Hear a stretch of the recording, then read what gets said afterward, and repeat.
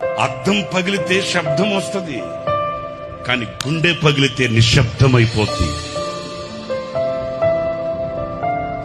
వేదన కలిగితే, బాధ కలిగితే మనసులో ఉన్న మనుషులకు చెప్పుకోగలుగుతాం, కానీ మనసులో ఉన్న మనుషులే గాయాన్ని రేగితే ఇంకెవరికి చెప్పుకుంటామండి. అంటున్నారా నేను చెప్పే మాట?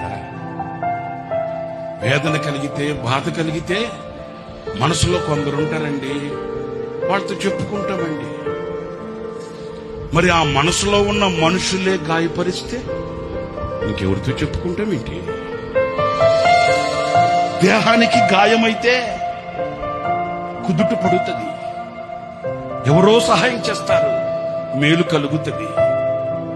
మరి గుండెకే గాయమైతే గుండె గాయాన్ని చూడగలిగిన వాడు ఎవడున్నాడండి? ఆ గుండెకు కలిగిన గాయమే ఒక గేయం. ఆ గేయమే ఈ సంవత్సరానికి మనందరికీ ఒక